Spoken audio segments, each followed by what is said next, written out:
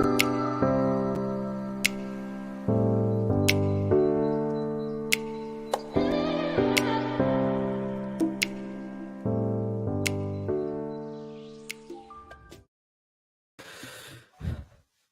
it, everybody? Sorry that I'm late. I've been struggling with the internet. I couldn't get it to work. I'm so sorry that I'm late.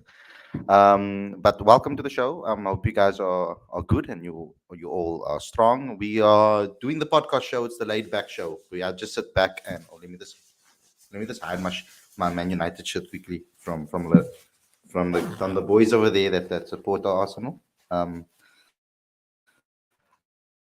And I'm excited about the show. Let's talk about it. Let's talk about this particular title. This is a laid back show where we just chat to you guys. This discussion, of course, and talk about it a bit more in depth. Try to get as much out there as possible to you guys. Let's go into it. I thought experience over talent. I think it's a good topic to talk about. I read an article today by Ungama on our website. He wrote a piece about that South Africa. His assessment is that South Africa has tended to stick to the experience over to stick to experience as criteria for selection. Now, this has been the case in recent times. I think a lot more than maybe in the past, and I think there's a lot to talk about looking at the current situation because when you paint the picture of the fact that we are looking for replacements, etc., the experience comes in when we're talking about it in this particular sense of the word. I don't think it is applicable to this current South African team because we are lacking experience from an international test perspective. And the only time I ever feel that experience should come in hand first is if there is experienced players with regards to test caps in the team. Now, South Africa don't have that at their disposal. You have Dean Algo, who's quite an experienced lad. You've got Kagiso Rabada, who's quite experienced now, getting those caps under his name. But other than that, when you look around the team, there aren't a lot of experienced people. Kishak Maharaj as well. Sorry, I forgot to mention him. There aren't a lot of guys with regards to experience at international level. And I think that South Africa, mm,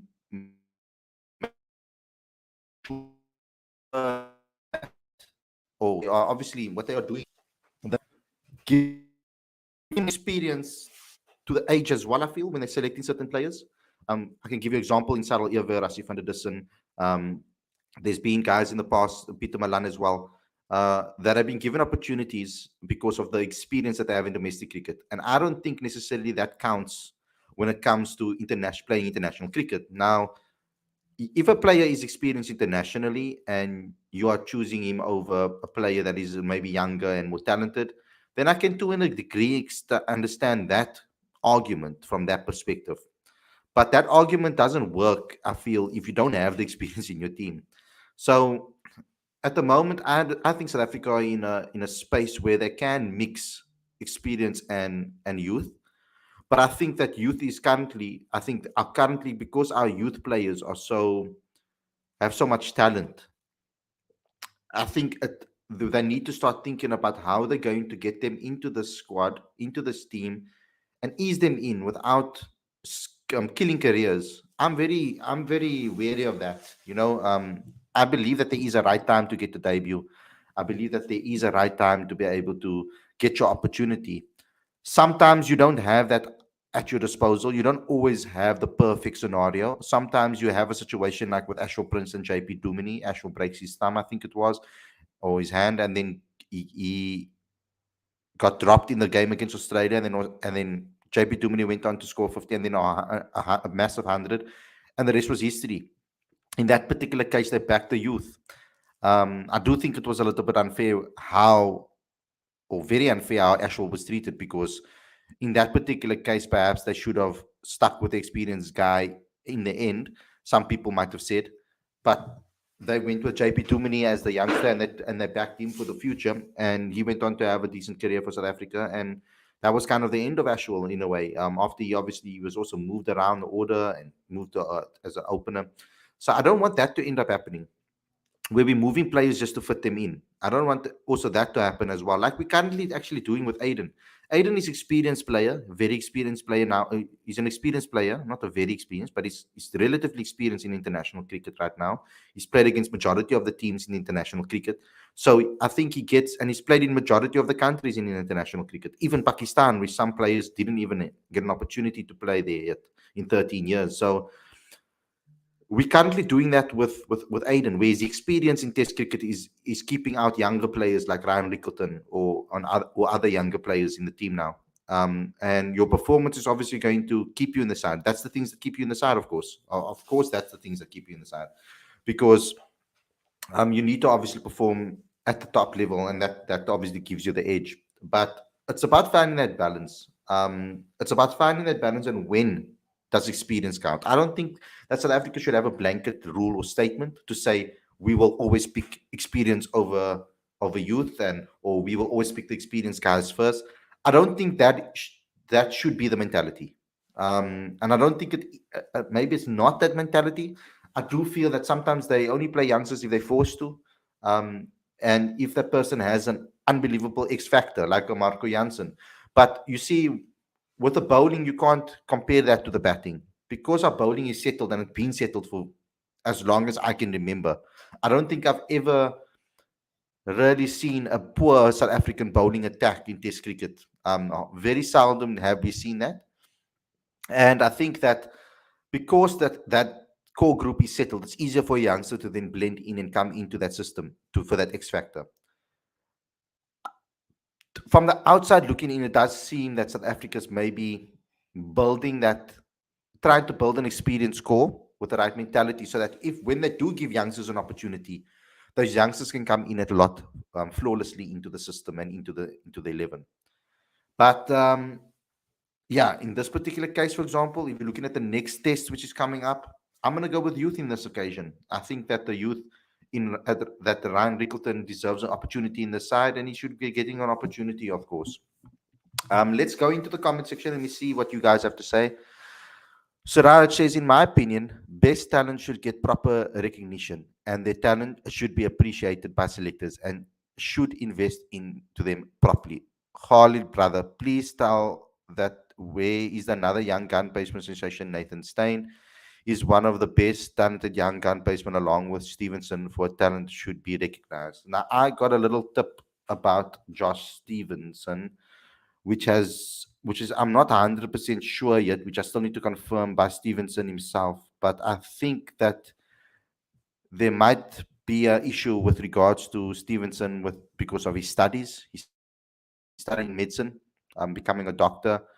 There could be a problem that they run into there. He might pick medicine over cricket. I don't know if that's going to be the case. Let's see what happens. I'm going to speak to him sometime, try to get him on the show. Maybe we can have a chat or talk to him offline, and I'll bring that information to you. But from what I've heard so far, um, I think that Josh is focusing on becoming a doctor, and I don't think that might mean that we miss another talented cricketer perhaps for a couple of years before he maybe comes back into cricket again. I don't know. I don't know what the situation is. We've lost players in the past, talented players in the past, to their studies and to careers of that caliber. So it does confuse me. It does sadden me. Sorry, the situation.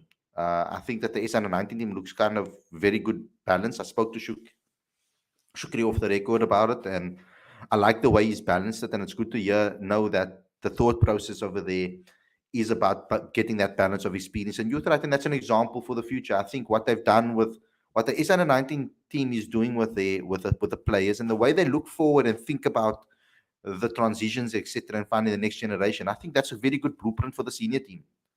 The way Shukri has found a way to balance the experience and the youth, and to get the maximum out of players, even though they know they're not going to play in a World Cup, for example. Even if they know that they're going to miss out on the World Cup selection because maybe something out of their control with regards to their birth date. We know that some players, because of when they turn 18 or when they turn 19, you miss out on the opportunity to play for this under 19. And some players like Daniel Smith missed out on the opportunity because of that reason. So the fact that Shukri is thinking about the 2024 World Cup and obviously blending that the now the experienced guys that have played East under 19 cricket before, they can really teach the next generation of 16, 17-year-olds that are coming through that are talented. So I like the hub that's building there, and the balance that they have there is a balance I want to see in the national side ultimately. Um, it should be a mixture of experience and talent. Yes, it should be. And I think that we lost the trick, like I said before, when we started the rebuild under Mark Boucher. I don't think that we went the right way with regards to planning the future of the next generational talents that come through, and also the transition from having the national side that you have with all that experience and then bringing in the youngsters in to try and learn from those guys. I think that's where we fell flat in the last 3 4 years, and I think even before that, because I think when Amla and when Jacques Callis and when Abel de Villiers and oh sorry, and all of those players were still in the team. Imagine bringing in a young David Brevis into the mix to learn from these guys. Just imagine that. That to me stands out. That to me gives you the best possible opportunity for any youngster to try and get the maximum out of their game. And I think that we lost a trick there. Now we need to rebuild that. Now we need to build a core unit of experienced players. That's why I'm hoping that guys like KP, Aiden Markram, um, and Calvert Heine can start coming to the fold, because I think that they hold the key to the future. You know, if they can get on form now and start having successful years at a young age, the experience that they will have when they 25, 26, 27 years old, by the time the next youngsters is on the block, they've got plenty of experience to teach them from. Now, Aiden, I drop out of them because he's already past that age.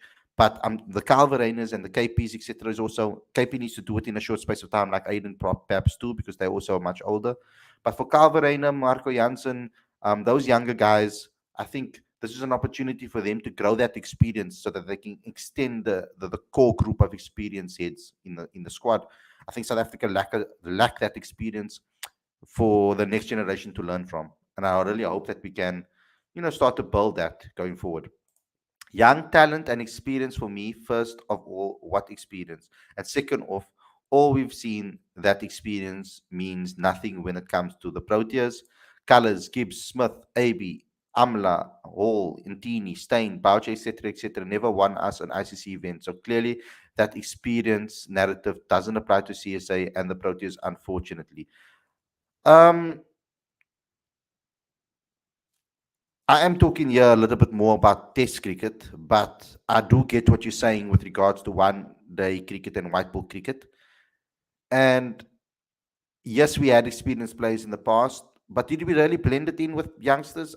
I don't really think so. I don't think we blended in many youngsters actually in those teams. We did at first. I mean, initially when Herschel Gibbs, Cullis, Sean Pollock, all of them came onto the scene, they were young stars. The way they blended that team was brilliant. And I think, yes, we didn't win an ICC event, and that's another different thing completely, because that's got a lot to do with the mental side of things. So, yeah, I'm not necessarily going to blame that only on our transition plan and the transitional phase. Khalid, what has experience won us? ICC Knockout Cup Champions Trophy. We had exceptional experienced players in the past. That's won us nothing. So let's move past that. I don't think we can move past it completely. Experience is always going to count. It's about having the right experience, and having the right experience in the right areas too. I think that's very important.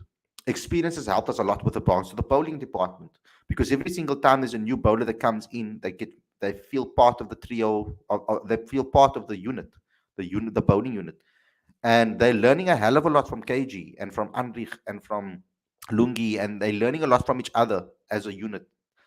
So having the experience of of KG in the unit is invaluable, guys. It's so important, because the amount of knowledge he can give to players from different grounds and different things that he's learned in the game is priceless for a guy like Marco Janssen, a Gerald Kutsia coming through the system. For those younger guys and those younger speedsters. Holly, let's have it straight. Our problem ain't about experience, it's mentality. We didn't have the big game mentality as a cricket family in SA. We don't. And I agree with you. And I said that. I said that with regards to the experience, that's a different story altogether. When you're talking about winning ICC events, I don't think experience necessarily comes into that regard because you've never won an ICC event. So, what experience can they provide with regards to that? I'm talking about having experience within the units to teach certain things about the test game specifically because that's where we're going to lack.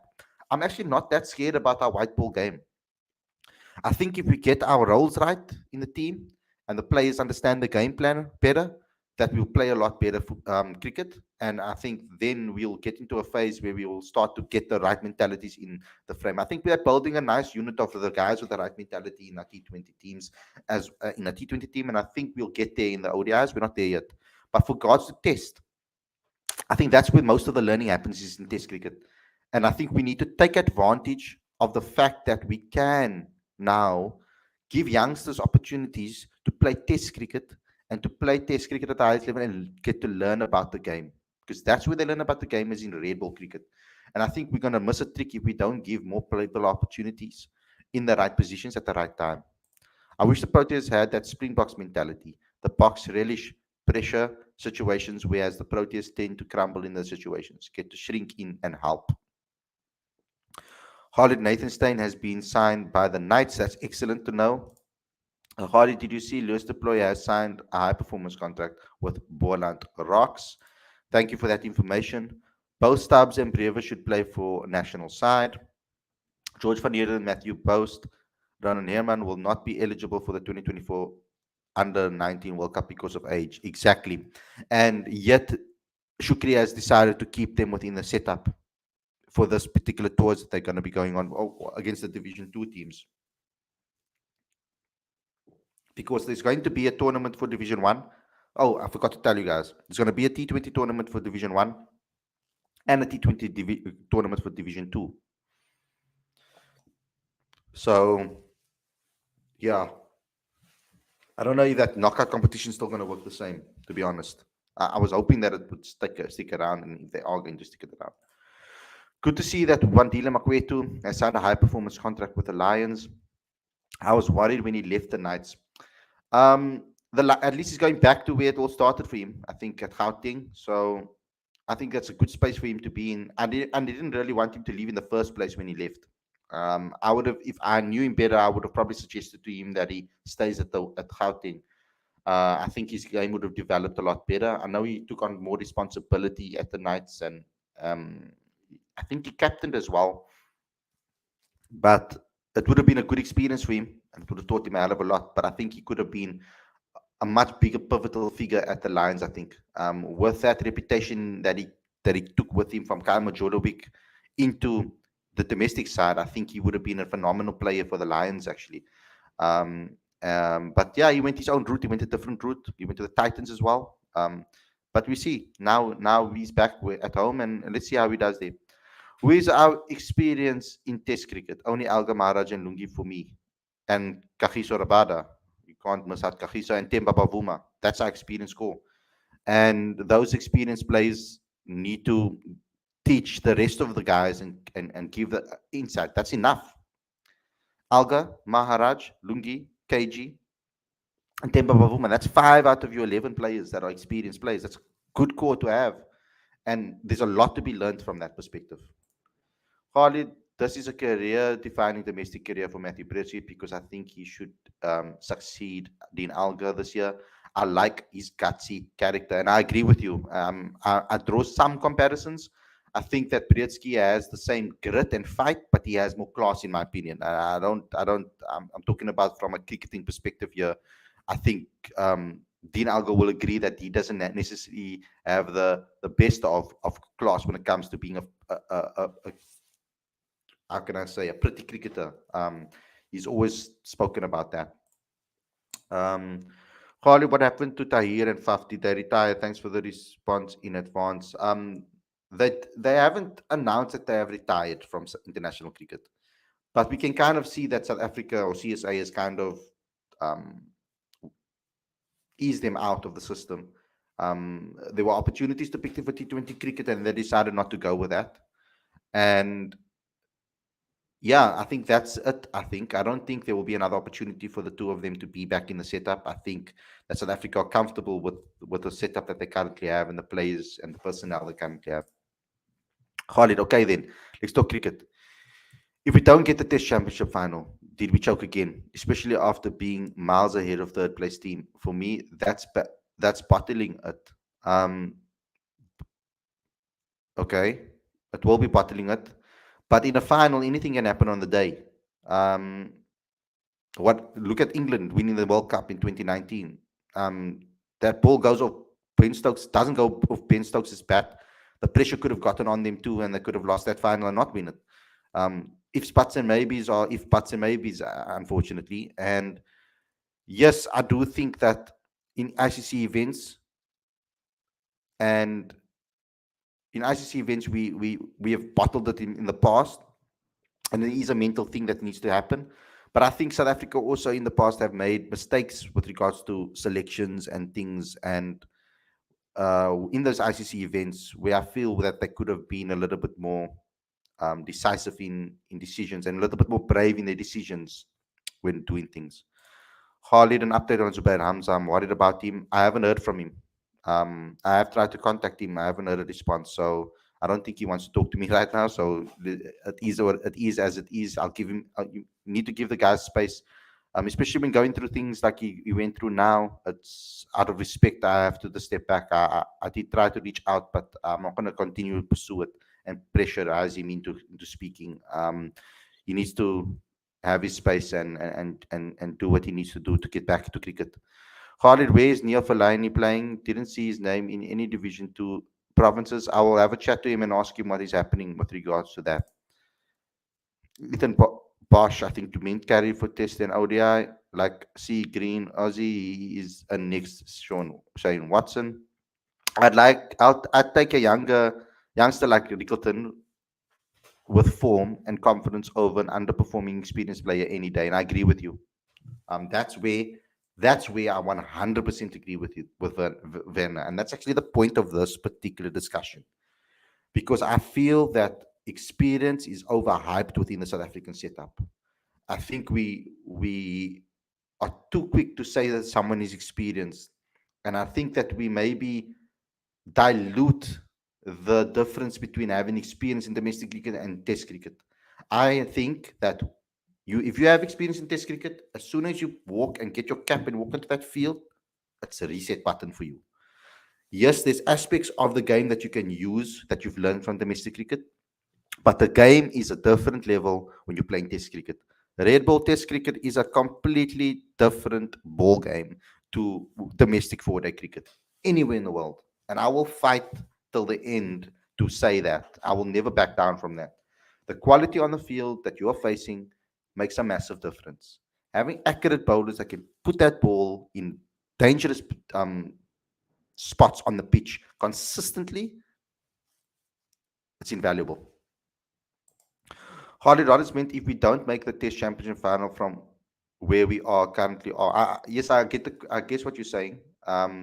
And yes, if we don't make the Test Championship final from where we currently are, it's not as simple as that as well because we play less test matches. So the weighing system works differently for us. So one slip up can be a lot more, I think, detrimental to us than a slip up from another country that's playing a 5 match test series. We have more opportunities to rewrite your wrongs. So from this position currently, I'm really hoping that yes, that South Africa can. Um, we need to play much better cricket at the Oval. There's no doubt about it in my mind that we have to bat a lot better.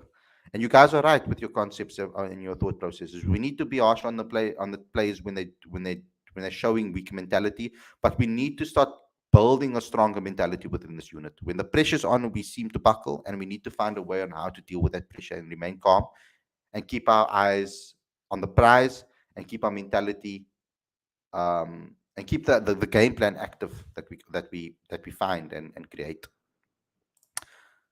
Khalid, I'm very worried about our domestic coaches being snubbed by the SAT 20 leagues, even if they are appointed as consultants. Yeah. I thought that when the SAT20 league was going to hit South Africa, that because we have the main six franchises that are involved, I thought that the current teams would keep their remaining staff, and that maybe the tournament would say, you know what, we're going to keep the remaining staff that is at the current clubs or at the current provinces, and add some extra guys, maybe like the experienced guys from other teams that are coaching the teams around the world can be added to the group as well. But I thought that it would have been nice to see our current South African coaches that are currently coaching those provinces keep their positions or keep a coaching role. It doesn't necessarily have to be the main coaching position if they didn't want to do that, but a coaching role within the setup would be nice. Keep the unit there from the country, from the current place. You don't have to then also pay ridiculous wages to coaches to get them to fly from overseas and give up other jobs. Other openers that are candidates to succeed Alga are Joshua Regis and Jonathan Bird and Matthew Brzezinski in my eyes too. I think Tony DeZorzi is someone that you could put in the 1 to 4 category. I feel. I think Grant Rulofson is someone that you can probably put there too. In fact, you can bet anywhere from 1 to 6. I think you. Another one is I'm a big fan of Daniel Smith, and I'm hoping that he can have a great season this season. A very pleasing batter to watch, guys. He's such a good, exciting batter to watch. Khalid, can we talk until we blue in the faces? Khalid, we can talk till we blue in the faces. SA Cricket is built on playing experienced players over performance youngsters. It's in our DNA. Don't see the chance otherwise. Rickleton would have played. Um, CSA should identify 15 players from domestic cricket, talk to them, and tell them they're next in line. Have camps with them and show the blueprint of how you want them to play. That will create competition. And I agree with you, it will create competition. And they're going to have to decide at what point are they going to allow those 15 to be the 15 all the time. You know, say now they have to have some sort of criteria to say maybe after 3 seasons or 2 seasons, you've shown some talent. You're part of this 15 crore group of players. And if you are out of that 15 group of players, when do you have opportunity to be a part of that? At what point do you sub out?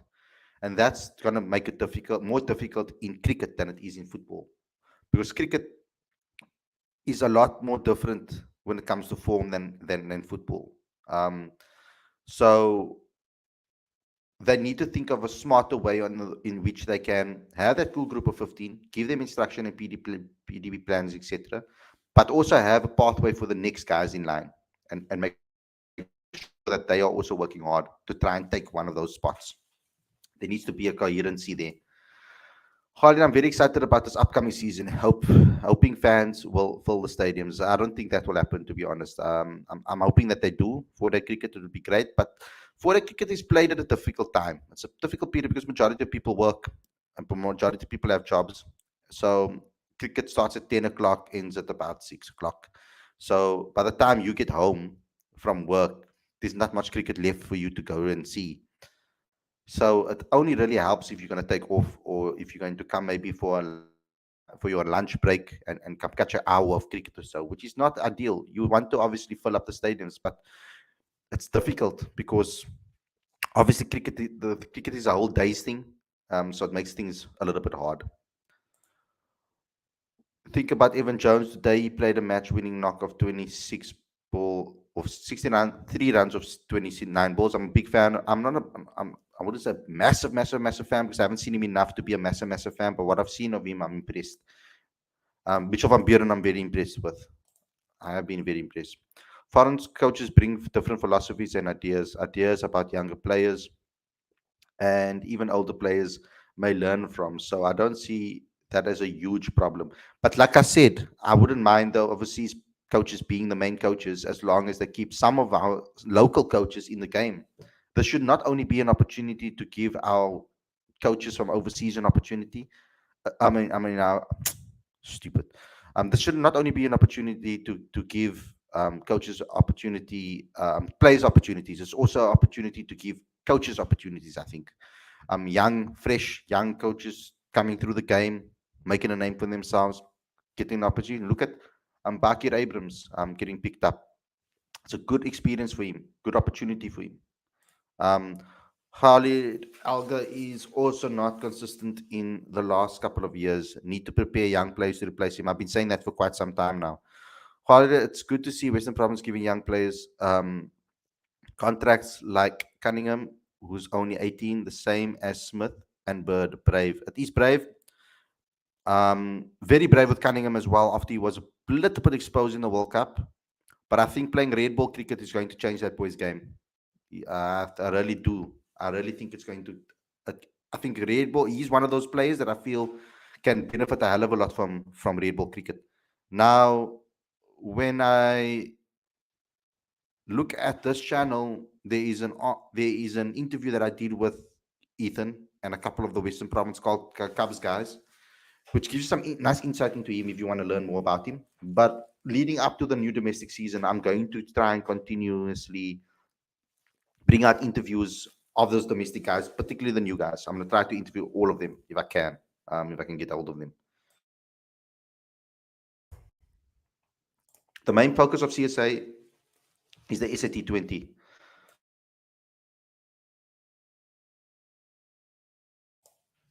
SAT, I keep on making that fucking mistake. It's SA20, sorry. So we've shrinked our test calendar for the next 4 years and gave up ODI Super League points. Next week, if we're not careful, there's a plan. There is definitely a plan from CSA, Enoch, the CEO, all of them. They obviously have put money as a priority over here. So they're going to try and build the infrastructure that we have using the money. I'm hoping put it back into domestic cricket, put it back into the pipeline. I really hope that they're going to do that so that we can start producing a structure that is repeatable for the next generations to come. I don't want structures to be put in place in domestic cricket and in the national team that are not repeatable. I want South Africa to find something that is repeatable, and I don't think we have. We kind of like, if I can compare us to anybody from another team, I don't even know who to pick. If I think of a football team, I might be able to pick it out. But there used to be a period where certain teams used to bank on buying experience as the main factor, and then this repeated. Kind of in a way, you could say Chelsea's like that. They just buy to replace.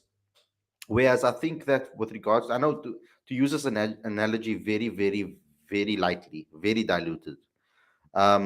To compare it, I would say that South Africa need to put a system in place that allows for the transition from the domestic scene into the national setup, that allows the players to do that some like almost automatically, and it needs to be a flawless transition. And I think that if they build a system to be able to do that regularly, I want a system that helps for the future, not just the system that stop blocks and sorts out the problem now. I want us to also think about the future and have a structure that will be able to give these opportunities to players so that they can come into the team quite smoothly. I think CSA could introduce day-night test matches to bring back fans to the stadium, and it's a good idea, and I like that idea. And what needs to happen though is that the infrastructures at stadiums, the lights, all of those type of things need to be changed, and it's going to cost a hell of a lot of money to get the stadiums ready for that. But that will be it will have a massive role to play, I feel, in saving Test cricket in South Africa. I really do think so. Ikson telling me Anthony must play the next test against England. Glad you agree. I do agree. He needs to debut, and he can. Where do you think he'll bat? I think he can be a flary number 4 for us. Find those gaps. One of my favorite players, by the way, guys. I'm a big Ajax fan as well. So I've been tracking Anthony for the last 4 years and three. I would say 2-3 years, not 4 years, too long. 2-3 years, and I'm a big fan and probably going to be my best favorite player at United. after Ronaldo retires, etc. And um, yeah, he'll probably be my favorite player after everyone else. CSA can at least broadcast all domestic cricket and just and not just certain games. Let's be honest, the Lions and the Titans get more televised games as it is logistically easier for SuperSport to broadcast their games. It's all about logistics when it comes to cricket in South Africa. SuperSport, I don't think from a business, if I ever put my business hat on and think about it from their perspective, it's pointless putting a game on TV if you're not going to get any viewership, because it gives up an opportunity to put something else in that slot that is going to get viewership. That's money lost. The less and less views that you get, the more money is lost. The interest in cricket generally needs to improve in South Africa, not just because of TV. Um, if there was more interest shown by the public in cricket, and that's what I'm hoping to build, if we can build Cricket Fanatics Magazine to the #1 YouTube channel in the country that is producing videos about cricket, that is getting views and people are interested, we might have a case to be able to push SuperSport to show more cricket on TV. Because then we are saying to them, look here, we have a whole fan base that are interested in cricket. You need to show more cricket. We are living proof that there's enough people to want to watch the game. And if we can show that, also remember 4-day cricket. I know you're not maybe only talking about 4-day cricket here, but in 4-day cricket terms, they need to hire out a camera crew for the entire day, for 5 days straight. It's not just like a 50-over game or quick couple of hours for one game and then it's done. You have to come back the next day and the next day and the next day and the next day for 5 days, 4 days straight. So it makes it a little bit tricky with regards to finances, especially with this international cricket on or other games on where they need it. Because I think they're obviously going to be limitedly staffed as well.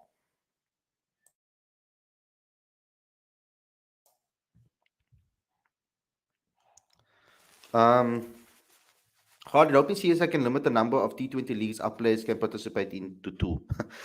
I only want us to play the SA T20 league and IPL. That's it. I don't want us to play any other leagues. If we could do that successfully, that would be great. What's the point of having a T20 league when you're gonna pay average West Indies players 60% more than our own Proteas contracted players and our domestic players? Money doesn't stay in SA then.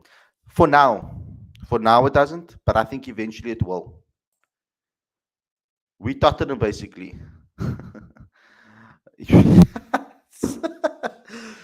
Can I say the F bomb there? Yeah, sorry. Tottenham, great players, but no trophies. Harley, do you think CSA will renew the contract of Hilton Moring when his contract ends in February 2023? I mean, 10 years, one team is a long, we need an Australian or English coach. Now, I toyed with the idea in my mind, and with some of you guys actually, I think, on the channel live as well, about having an overseas coach as a possibility after Mark Boucher leaves. I would like the idea of having an Australian guy with the right mentality, comes from that winning mentality. The Australians, generally speaking, just have that mentality bred in them. And like the Americans, they just have this unbelievable self-confidence and belief that they can do anything. And I think that is something that South Africa needs, that's lacking. We have the quality, we have the fighting spirit, but we just can't get over the line. And perhaps an overseas coach can unlock that for us, because every single South African coach that comes into the mix hasn't won anything as a player. So what kind of insight can they give into getting over that choker threshold? So that's a very good point that you made. And perhaps we can do a show in the future on that. I think we should also blame our provinces, because I think they are not doing enough to market themselves to the public. Some of them don't even have websites, and that is true too. This is a big problem, but that's what Cricket Fanatics Magazine is going to be about, guys. We are going to do that for them if they don't want to do it themselves. So get involved with Cricket Fanatics Magazine. Get involved with our Patreon account, because that's how we're going to end up doing so. So get involved there. Let's dominate the cricket media industry, guys. We can do this together as a group. Go to the link on the description, download our latest issue of Cricket Fanatics Magazine monthly. Every issue is 100% free, straight to your inbox every month. Link is on the screen as well as in the description. Smash the like button. Become a Patreon today. That's how you help us grow and promote South African cricket. Domestic club, I want to get more into club and other things, but we first have to be able to build some traction going forward with the current content we have before we can try something new that gets no exposure. So it's going to be a lot of effort for little reward. So we need to first get the maximum reward of the things that people are actually interested in. So yeah, we will eventually do that. Also go to cricketfanaticsmag.com for all updates. There's a feature on Marco Jansen by Chris or CS Chiwanza. It's on the website. Go ahead and look for that one. It's a very good piece. Gives us some nice insight into Marco and how others think of him too. And there's also a opinion piece about this topic on the website. Go have a read at that. Maybe stir some questions within your mind as well.